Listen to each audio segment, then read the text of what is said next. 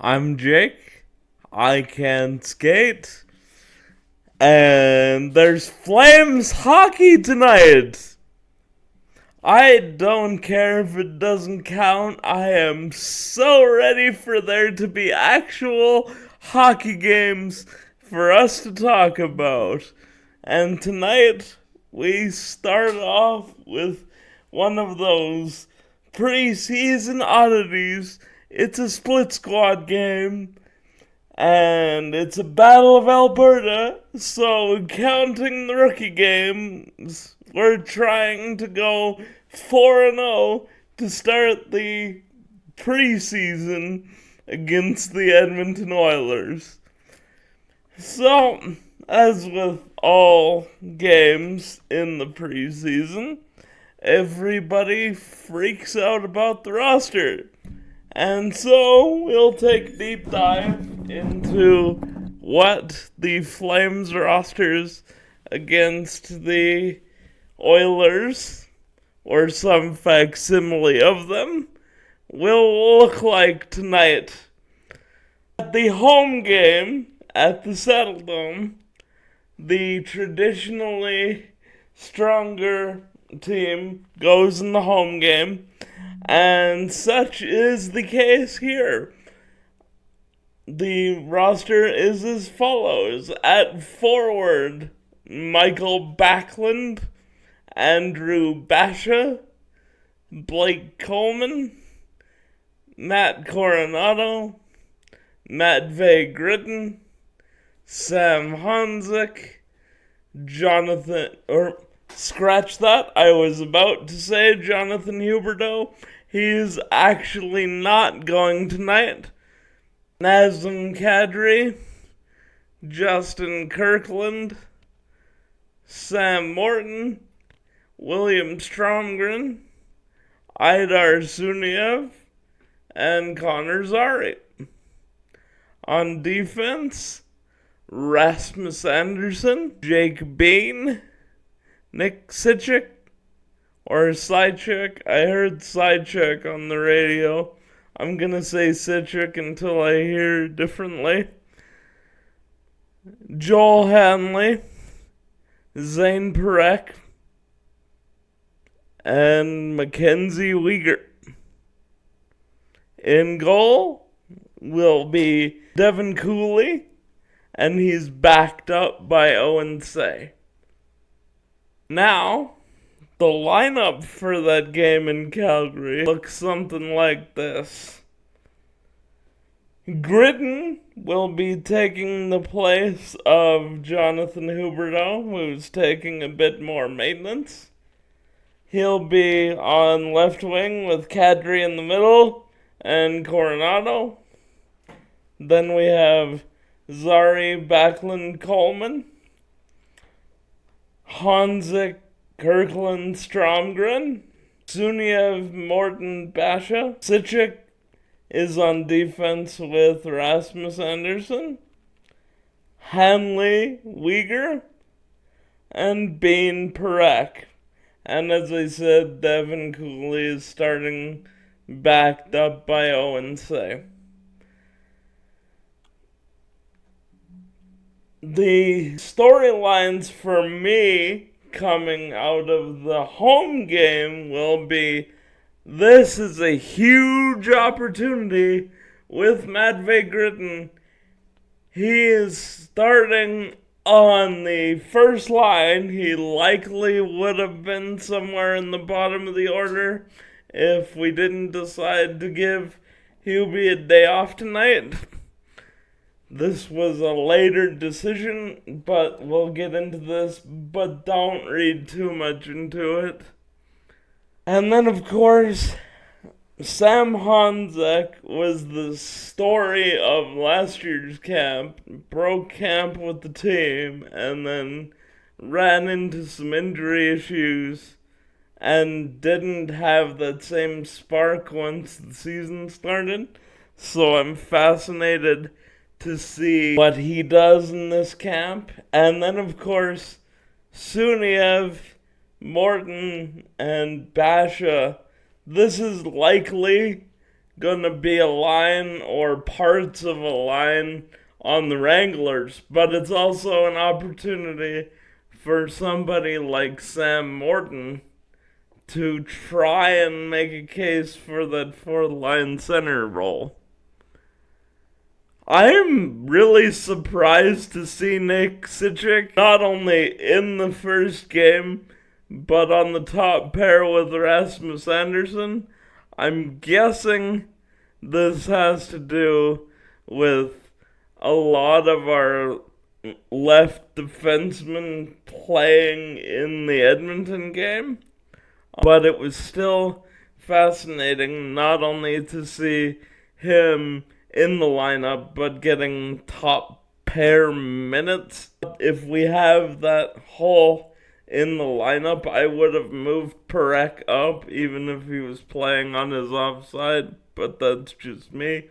Let's see what he does next to Rass. For the away side, playing up at Rogers Place in Edmonton, the roster is Jacob Battaglia, Parker Bell, Clark Bishop, Lucas Siona, Joel Farabee, Martin Firk, Morgan Frost, Dryden Hunt, Rory Cairns, Adam Klapka, Ryan Lomberg, and Martin Pospisil. On defense, we have Kevin Ball, Axel Herzig, Yan Kuznetsov, Danil Miramanov, Etienne Morin, Braden Pahal, and Ilya Solovyov, and Ivan Prosvetov will be starting, backed up by Arseny Sergeyev. The lines for that team up in Edmonton are Farabee, Frost, and Firk. Lots of F's on that top line. Lomberg, Pospisil, Klapka. This could reasonably be a fourth line combination for the Flames, especially if Klapka beats out Kirkland for a spot. Hunt, Cairns, Siona is another one of those lines that could be a line with the Wranglers coming up when the season starts.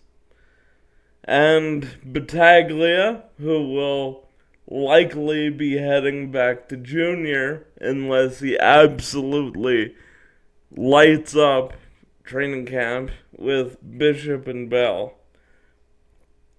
On defense, Ball is playing with Axel Herzig. It was interesting to hear Huska outright say that Herzig is being rewarded because he had an excellent rookie camp and start to training camp. I would still expect him to be back with the Hitmen this season, and the Hitmen are certainly expecting that. They put him on their roster. Kuznetsov with Paul and Solovyov with Miramanov. And again, Prosvetov starting. So, the biggest storyline out of today for me is Prosvetov and Cooley. These are the two guys fighting it out for that backup spot behind Dustin Wolf, and they each get a full game today. That was confirmed by the Flames. So, who is going to take that initial upper hand in the race for the backup spot? I will say, Prosvetov is in line to have a harder night. He's going to be facing the more veteran-laden lineup in Edmonton, and he's going to be playing behind the clearly less experienced team that we are sending up to Edmonton. But he could have an excellent game today and take that upper hand over Devin Cooley for the backup spot. That leads me to the other thing. It's always very interesting when you have a split squad game because The job for the home team in that split squad game is much more difficult, in my opinion, because you are supposed to beat the lineup you're playing against. You have the advantage. The away team has sent their less experienced roster. So you're supposed to dominate, and if you do, you've done your job properly, and if you don't, people will often see that as a negative. So it's going to be tougher for Devin Cooley to stand out in the backup race tonight, playing behind the more veteran-laden Flames side. And then for guys like, say, Zane Parekh, they really have to do something special, because some will play off whatever positives they had as they were playing against Bakersfield in this case. Now, you still obviously want to see those positive things even in the home game, and obviously for those going to the game, you want to see those guys entertain and possibly light up the away side of the Edmonton Oilers. But if they do, you have to sort of temper that a little bit, or at least there's a tendency to. Whereas for the away side, you are likely going to be under siege a good portion of the night, or you should be if you get a proper performance from home side. But at the same time, it's a little easier for the positives to stand out because you're doing it against a much stronger roster. So there's always a balance there. Now that we've sort of broken down the rosters and the lines and the things I'm looking at, I do want to mention how wild I find it that people saw these lines and the rosters, and they immediately started with concern about who they didn't see. There was especially a fair bit of concern about not seeing Yegor Sharangovich and Hunter Brustevich in either game. To which I say, it's the first day of preseason. These lineups this early into camp don't mean somebody has an injury or that somebody is necessarily lagging behind for a spot or being overlooked.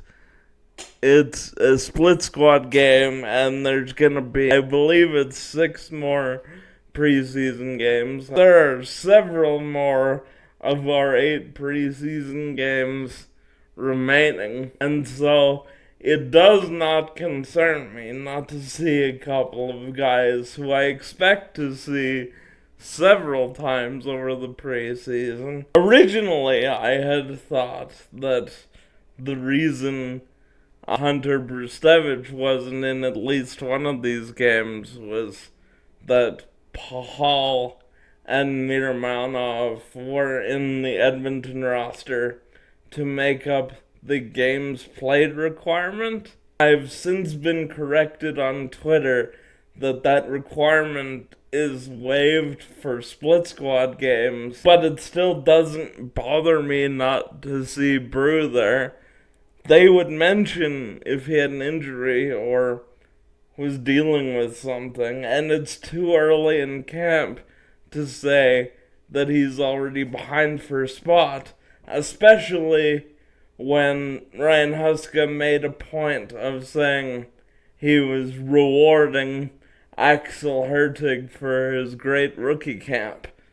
I think there's no reason to worry about Brustevich's status with the team at this point.